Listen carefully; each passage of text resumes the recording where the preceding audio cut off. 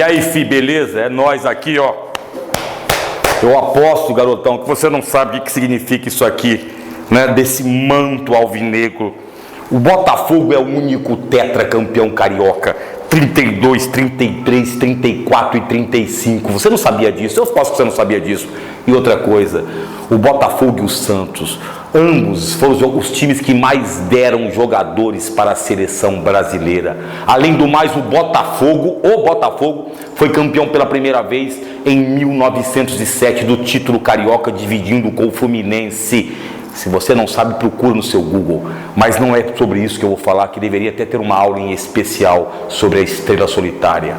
Mas falarei hoje dos sistemas de produção industrial. E são 4 os sistemas de produção industrial. Taylorismo. Taylorismo não é terrorismo, só se for o Cebolinha que falar. Depois Fordismo.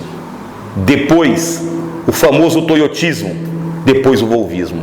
Se você é aquele crocoleque, aquele moleque que não é aquele moleque piranha, é aquele moleque que anda pelas águas, só observando, você observou 3 coisas: Fordismo, Toyotismo, Volvismo. 3 empresas de automóvel, e são as empresas automobilísticas que vão revolucionar os sistemas industriais do planeta. Mas vamos começar por ele. Frederick Taylor, engenheiro norte-americano que viveu desde os meados do século XIX até o início do século XX. Considerado o pai da administração científica. Se você vai prestar vestibular de administração nas melhores faculdades do Brasil, você vai ter que ler um pouco sobre Taylor. Mas esse cara, ele faz algumas mudanças fundamentais. Quais são? Primeiro, ele faz a especialização do trabalhador. Porque antes o trabalhador fazia quase que artesanalmente todo o processo. Ele falou, não, para com isso. Nós temos que especializar esse funcionário em uma só função. Então, se o indivíduo colocava só o farol do lado direito do carro, ele ia continuar colocando só o farol do lado direito do carro. Lógico que para isso não precisaria qualificar nenhuma mão de obra. Olha que facilidade.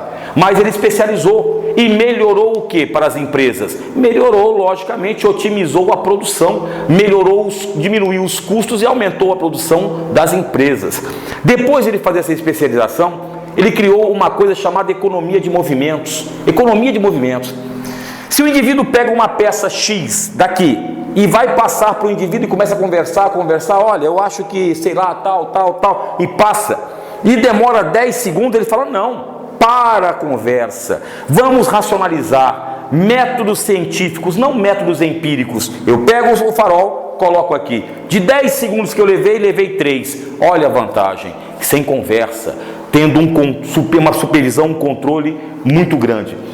Isso gera hoje algo que nós conhecemos por LER, lesão por esforço repetitivo, mas é fundamental para os cursos de engenharia, porque é uma coisa chamada ergonomia. Você já viu como é que é o banco de um veículo moderno hoje? Você tem tudo às mãos, e por isso, para evitar o quê? Economizar movimentos. Isso você, de certa forma, deve àquele cara, Taylor, no século XIX, início do século XX. Então, economia de movimentos. Tivemos a especialização, a padronização de produção. Isso é fundamental. Taylor, então, vai criar um método científico.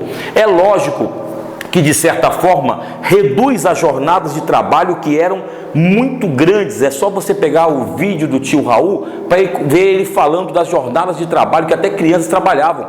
Houve uma diminuição de jornada de trabalho, mas quem ganhava muito com isso era o empresário. E tinha que ser, porque é assim que funciona o processo industrial.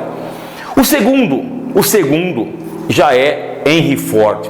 Henry Ford, talvez um dos maiores, se não o maior, um dos maiores cérebros pensantes da indústria do mundo. Não me interessa, aí podem questionar que houve grandes desigualdades, mas ele foi um cérebro pensante. Henry Ford controlava desde a produção, ele tinha uma produção verticalizada, desde a matéria-prima até o produto final. Quer dar um exemplo para vocês? Olha no mapa aí, estado do Pará, região de Fordlândia e Belterra. Fordlândia e Belterra foram projetos feitos por Henry Ford, foram os primeiros projetos de industrialização da Amazônia, porque ele queria sair da mão dos ingleses, porque os ingleses controlavam as grandes propriedades de borracha que tinham aonde? Que tinham no sudeste da Ásia, na Indonésia e na Malásia. Por favor, é Malásia o nome, não é Malásia. Malásia. Então, as grandes propriedades de borracha. E Henry Ford cria aqui no Brasil a primeira situação industrial, né? Então, Henry Ford tem uma coisa fantástica na cabeça. A primeira coisa, produção em massa.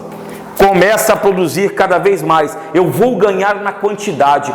Você sabe quem que usou isso no Brasil? Eu aposto que você não sabe. Foi um indivíduo chamado Delmiro Gouveia, coronel Delmiro Gouveia, que foi o primeiro cara a trazer a indústria para o sertão brasileiro.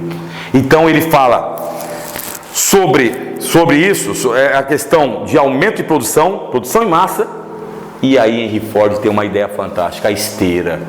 Famosa esteira. Assista ao filme que foi feito em 1929 chamado Tempos Modernos, de Charlie Chaplin. Aquela esteira. Porque se no taylorismo eu produzo 20 peças por minuto, porque eu demoro 3 segundos para fazer isso, com Ford eu aumentava a esteira para 2 segundos, produzia 30 peças. E aí diminui um pouco o salário e aumenta a produtividade. Eu diminuo a esteira para 1 segundo. A produção triplicou, pô. E Ford pensava desse jeito. Então, na aula de hoje, dos 4 sistemas de produção, nós vimos 2: taylorismo e o famoso Fordismo. No próximo vídeo, nós veremos outros 2, que será o toyotismo e o volvismo. E aí, mesmo que ele desça para os confins da 4ª divisão, nós aí estaremos. É nós.